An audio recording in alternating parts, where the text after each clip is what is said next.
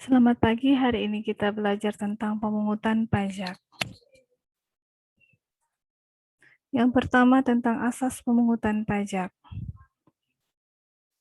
Asas pemungutan pajak menurut Adam Smith dalam bukunya Wealth of Nations. Dengan ajarannya yang terkenal, The Four Maxims, asas pemungutan pajak antara lain yang pertama asas kesesuaian atau equality atau asas kesinambungan dengan kemampuan.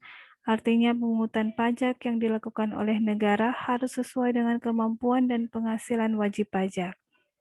Yang kedua, asas kepastian hukum atau certainty, artinya semua pemungutan pajak harus berdasarkan undang-undang agar yang melanggar dapat dikenai sanksi hukum. Yang ketiga, asas pemungutan pajak yang tepat waktu atau asas convenience of payment, artinya pajak harus dipungut pada saat yang tepat bagi wajib pajak. Dan yang keempat, asas efisien atau economic of collections, artinya dalam melakukan pemungutan pajak diharapkan sama dengan hasil pemungutannya. Jangan sampai lebih besar dari hasil pemungutan pajaknya. Kemudian ada menurut W.J. Langen. Asas pemungutan pajaknya yang pertama asas daya pikul, artinya besar kecilnya pajak yang dipungut harus berdasarkan penghasilan wajib pajak. Semakin tinggi penghasilan, semakin tinggi pajak yang dibebankan. Kemudian asas manfaat, artinya pajak yang dipungut harus digunakan untuk kegiatan-kegiatan yang bermanfaat bagi kepentingan umum. Kemudian ada asas kesejahteraan. Artinya, pajak yang dipungut digunakan untuk meningkatkan kesejahteraan rakyat.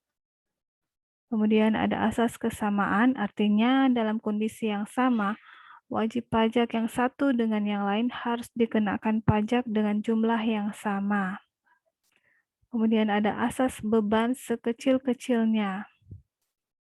Artinya pemungutan pajak diusahakan serendah-rendahnya jika dibandingkan dengan nilai objek pajak sehingga tidak memberatkan para wajib pajak. Kemudian ada menurut Adolf Wagner, asas pemungutan pajaknya yaitu asas politik finansial. Artinya pajak yang dipungut negara jumlahnya memadai sehingga dapat membiayai atau mendorong semua kegiatan negara. Lalu ada asas ekonomi. Artinya, penentuan objek pajak harus tepat.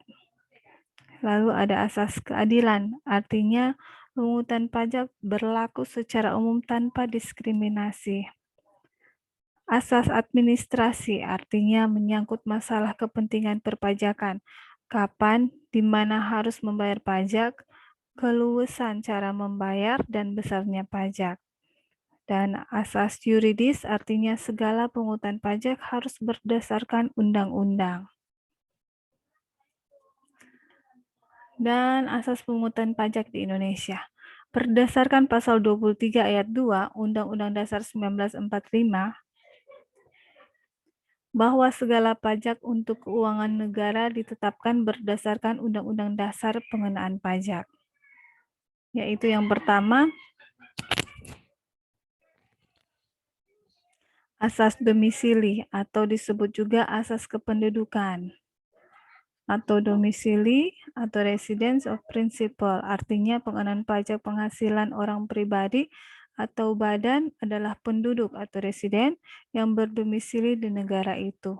Sedangkan asas sumber artinya pengenaan pajak penghasilan yang diperoleh orang pribadi atau badan adalah objek pajak yang timbul dari negara itu. Contoh, tenaga kerja asing yang bekerja di Indonesia. Penghasilan yang didapat di Indonesia akan dikenakan pajak oleh pemerintah Indonesia. Kemudian ada asas kebangsaan. Artinya, pembebanan pajak berdasarkan status kewarganegaraannya dilakukan dengan cara menggabungkan asas nasionalitas dengan konsep pengenaan pajak atas worldwide income. Kemudian ada teori pemungutan pajak. Teori pemungutan pajak, ada teori asuransi. Negara dalam melaksanakan tugasnya mencakup tugas melindungi jiwa, raga, dan harta benda perseorangan. Untuk mendapat perlindungan, warga negara membayar pajak sebagai premi. Kemudian ada teori kepentingan. Pembayar pajak mempunyai hubungan dengan kepentingan individu yang diperoleh dari pekerjaan negara. Kemudian ada teori daya pikul. Pemungutan pajak harus sesuai dengan kekuatan membayar dari wajib pajak. Tekanan pajak harus sesuai dengan daya pikul wajib pajak dengan memperhatikan besarnya penghasilan dan pengeluaran belanja wajib pajak tersebut. Kemudian ada teori kewajiban mutlak atau teori bakti.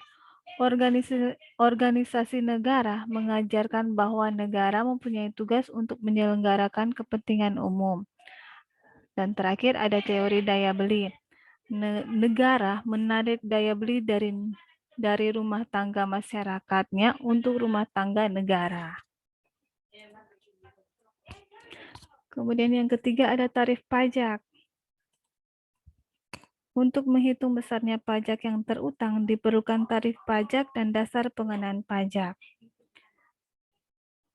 Jenis tarif pajak antara lain yang pertama ada tarif tetap. Tarif berupa jumlah atau angka yang tetap. Jadi contohnya ada pada tabel. Tarifnya berupa jumlah atau angka yang tetap. Walaupun semakin tinggi dasar pengenaan pajaknya, tarif dalam bentuk jumlah atau angkanya itu tetap. Kemudian ada tarif degresif. Adalah tarif pajak dengan persentase semakin menurun jika dasar pengenaan pajaknya semakin besar. Dapat dilihat pada tabel. Tarif degresif berdasarkan persentase.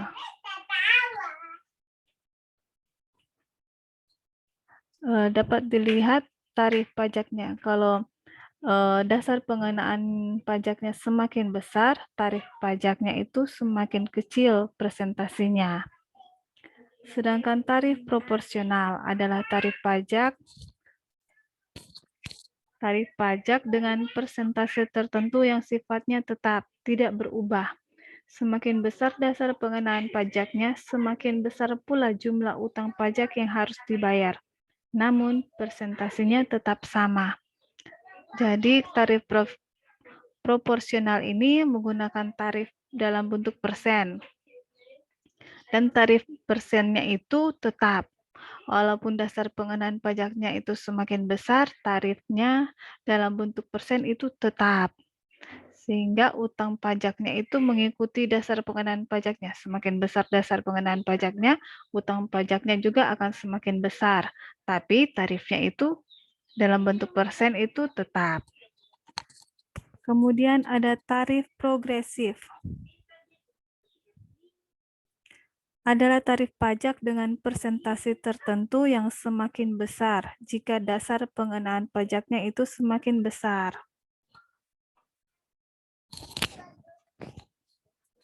Pengenaan tarif pajak progresif dibedakan menjadi 3, yaitu progresif, kemudian yang kedua progresif proporsional, dan yang ketiga progresif degresif. Yang pertama progresif.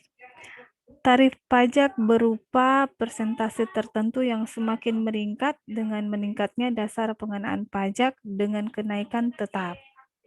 Jadi, jika dilihat di tabel contoh, dasar pengenaan pajaknya itu tetap, tapi tarifnya itu semakin meningkat, tarif pajaknya.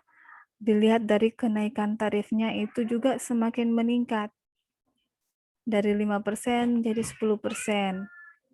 Jadi kenaikannya bertambah, setiap kali bertambah dasar pengenaan pajak, kenaikan tarifnya itu semakin bertambah. Kemudian ada progresif proporsional, dapat dilihat di contoh. Dasar pengenaan pajaknya itu jika semakin besar atau pada batas tertentu, misalnya sampai dengan 10 juta tarif pajaknya itu 15%.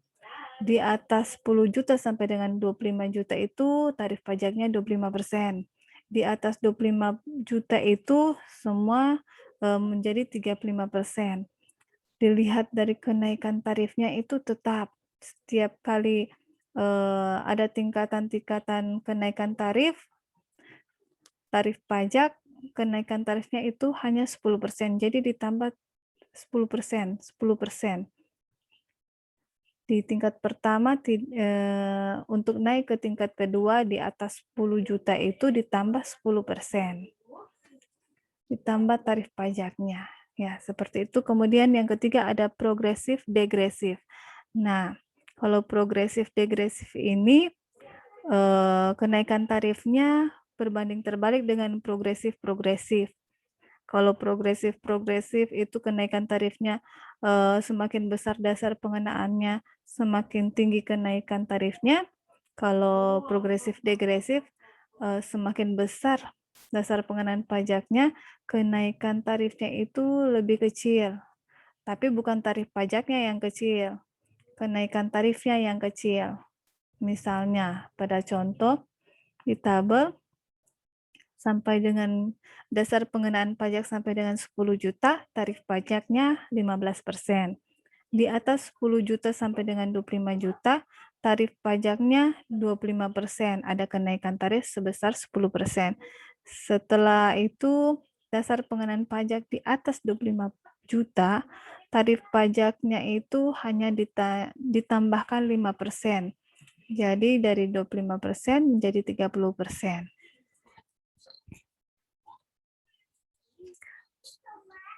Untuk subbab yang ini sampai di sini dulu. Selamat belajar, semangat belajar. Jika ada pertanyaan yang kurang dimengerti dari materi yang Mem sudah sampaikan, silakan di WA, telepon, atau email. Terima kasih.